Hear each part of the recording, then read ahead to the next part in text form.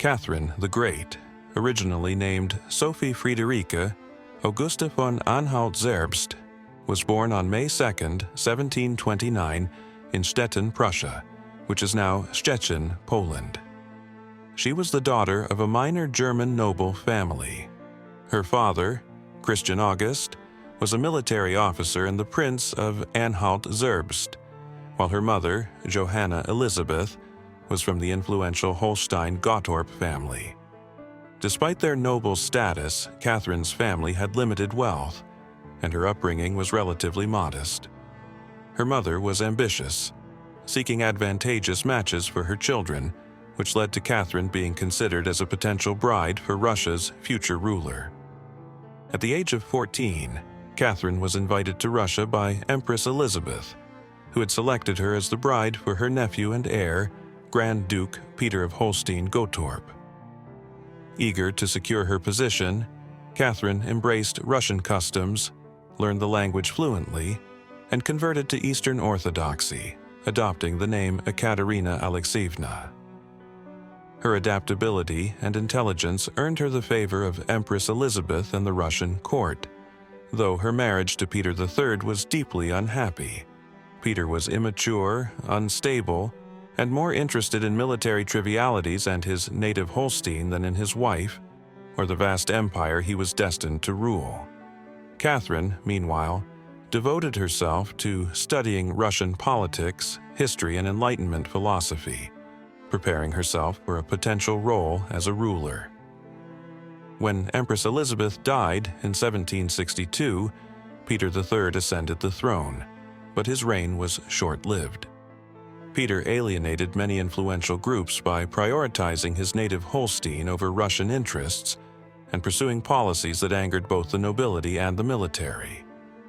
Catherine seized the opportunity to act. With the support of the powerful military and political elite, she orchestrated a coup just 6 months into Peter's reign. Peter was forced to abdicate and was later killed under unclear circumstances. Catherine ascended the throne as Empress of Russia, marking the beginning of one of the most remarkable reigns in Russian history. Catherine proved to be a capable and visionary ruler, dedicating herself to strengthening and modernizing Russia. Inspired by Enlightenment thinkers like Voltaire, Diderot, and Montesquieu, she aimed to reform Russian governance and society. One of her most famous initiatives was the nakaz, a legal document she authored that proposed progressive reforms, such as the abolition of torture and capital punishment, and the idea that all men should be equal under the law. However, these reforms were not fully implemented due to the complexities of ruling a vast empire and resistance from the nobility. Catherine also convened a legislative commission to revise Russian laws, but this effort ultimately failed to produce significant changes. Catherine's foreign policy was equally ambitious. She sought to expand Russia's territory and influence, achieving remarkable success. Under her reign, Russia participated in the partitions of Poland, acquiring significant territory and effectively erasing Poland as an independent state. Her victories in the Russo-Turkish wars against the Ottoman Empire secured control over the Crimean Peninsula, access to the Black Sea, and regions in the Caucasus, significantly enhancing Russia's strategic and economic position. Catherine also pursued colonization, inviting settlers, particularly Germans, to develop newly acquired lands. Domestically, Catherine faced significant challenges, particularly with the institution of serfdom. Although she recognized its injustices, her dependence on the support of the nobility, whose power and wealth were tied to serfdom, limited her ability to implement meaningful reforms. The plight of the peasants worsened during her reign, culminating in the Pugachev Rebellion, a massive uprising led by a Cossack named Emelian Pugachev.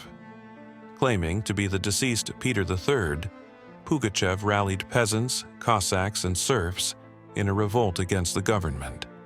Catherine's forces brutally suppressed the rebellion, further consolidating her autocratic power, but also reinforcing the harsh realities of serfdom. Catherine's reign was a cultural golden age for Russia. She was a passionate patron of the arts, education, and literature, founding the Hermitage Museum and acquiring one of the world's most impressive art collections. She corresponded with leading European intellectuals and invited scholars and artists to her court, fostering an atmosphere of intellectual and cultural exchange. Catherine also promoted education, establishing schools and advocating for the education of women, which was revolutionary for the time. Her reforms in this area laid the groundwork for Russia's intellectual development in the 19th century. In her personal life, Catherine was known for her numerous relationships with lovers, many of whom were also her political allies and advisors. Her most famous lover, Grigory Potemkin, played a crucial role in her administration and was instrumental in her military and territorial successes. These relationships have often been sensationalized, but they also reflect her pragmatic approach to politics and governance. Catherine ruled Russia for 34 years, transforming it into one of Europe's great powers. She balanced her autocratic authority with Enlightenment ideals, striving to modernize Russia while maintaining the traditional structures necessary to preserve her rule. Despite her contradictions, championing progressive ideas while upholding serfdom, Catherine's reign marked a period of unparalleled growth and prosperity for Russia. She died on November 17, 1796, after suffering a stroke. Her legacy is that of a complex and dynamic leader who reshaped Russia's place in the world and left an indelible mark on history.